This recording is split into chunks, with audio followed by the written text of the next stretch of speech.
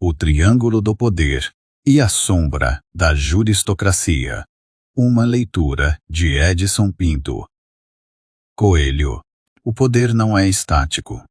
Ele se transforma, se disfarça, se reinventa, mas nunca desaparece. Esta é a premissa implícita na teoria dos 6 estados proposta por Edson Pinto Coelho, um modelo que revela a evolução das estruturas de dominação, desde o alvorecer da humanidade até os dilemas contemporâneos.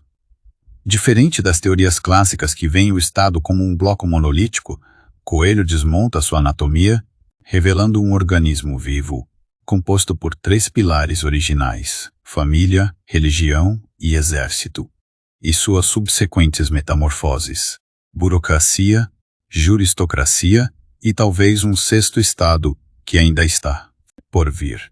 Sua contribuição reside não apenas no mapeamento dessas fases, mas na exposição da tensão duradoura entre elas, uma dialética que define o destino das sociedades.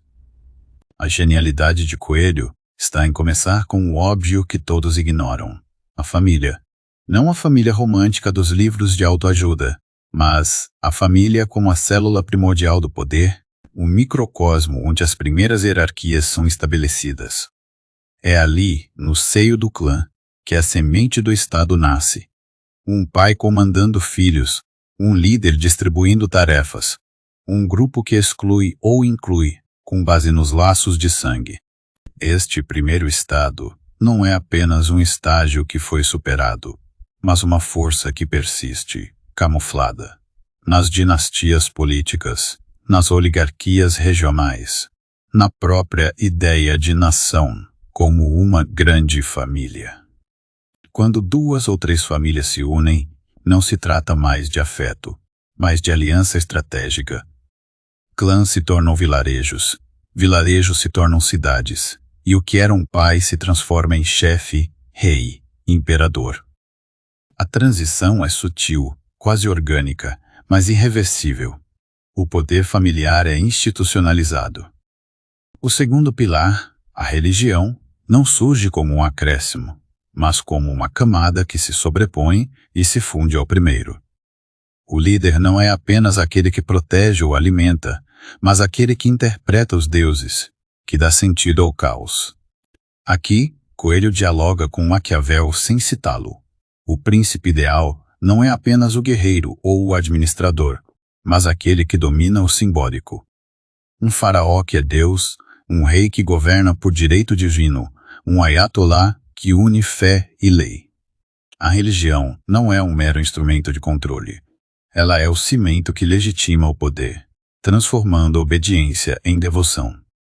O perigo, como Coelho aponta, está na fusão. Quando o líder religioso também comanda exércitos e controla a descendência, temos a receita para teocracias totalitárias. A história está repleta de exemplos, desde os faraós egípcios até os talibãs afegãos. Mas Coelho vai além.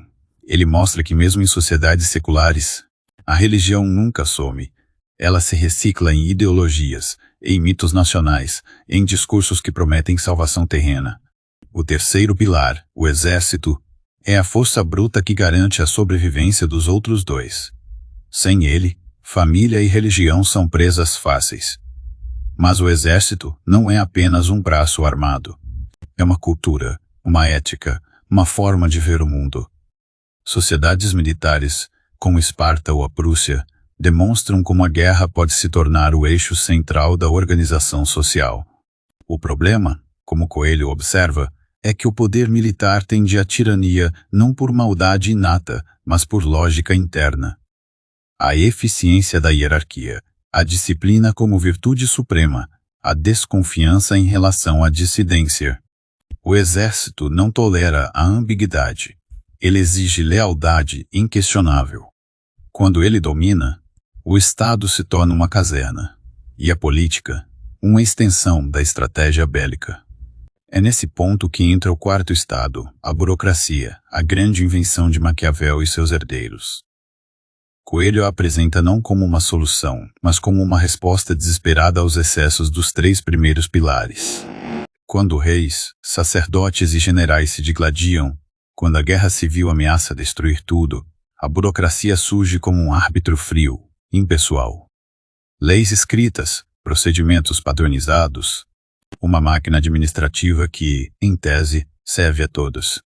A ironia, claro, é que a burocracia logo se torna um quarto poder, com seus próprios interesses, sua própria casta de sacerdotes, os tecnocratas, os funcionários, os especialistas que governam em nome da razão, mas muitas vezes contra o povo.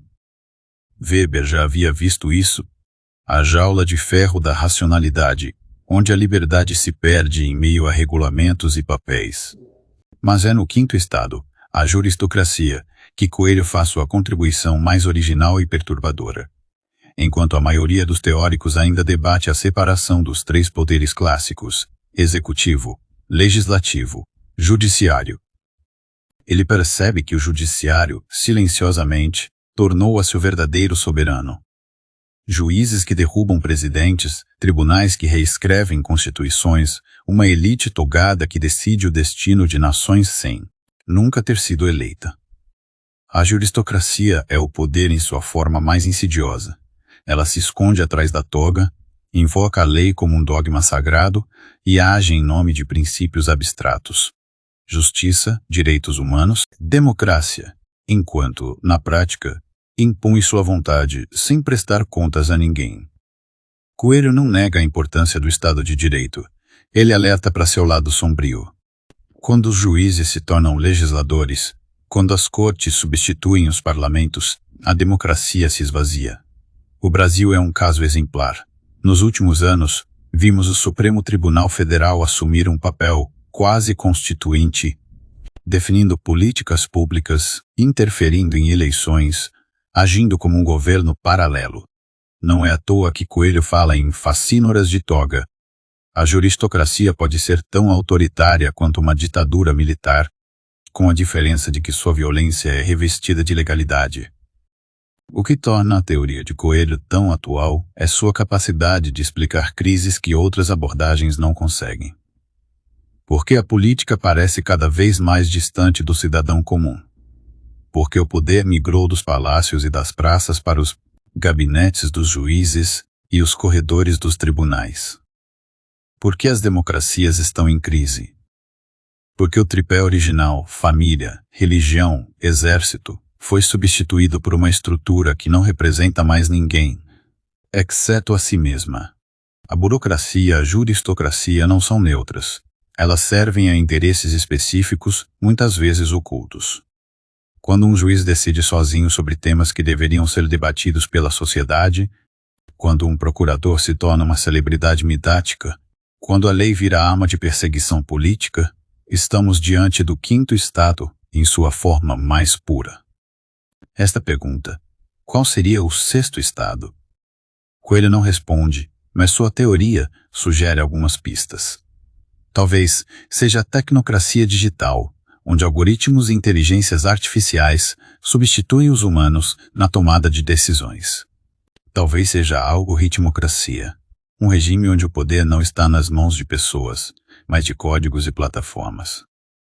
Ou talvez, em um movimento cíclico, voltemos ao início.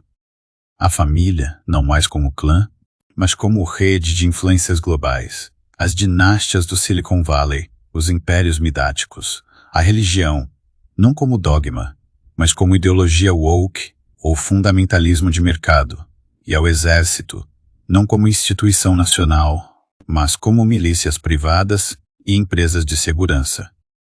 O futuro, como o passado, pode ser uma colagem de tudo isso.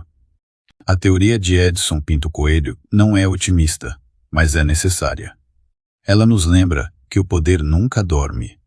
Ele apenas muda de máscara. Seu mérito está em nos fazer enxergar essas máscaras, em desnaturalizar o que parece dado.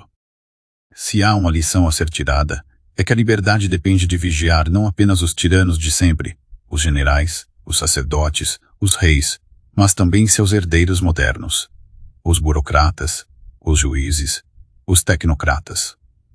O tripé do poder pode ser desequilibrado, mas é preciso lembrar que, no fundo, ele sempre repousa sobre a mesma base: a vontade humana de dominar e ser dominado. A questão não é eliminar o poder, mas democratizá-lo. E isso, como Coelho nos mostra, é uma batalha que nunca termina.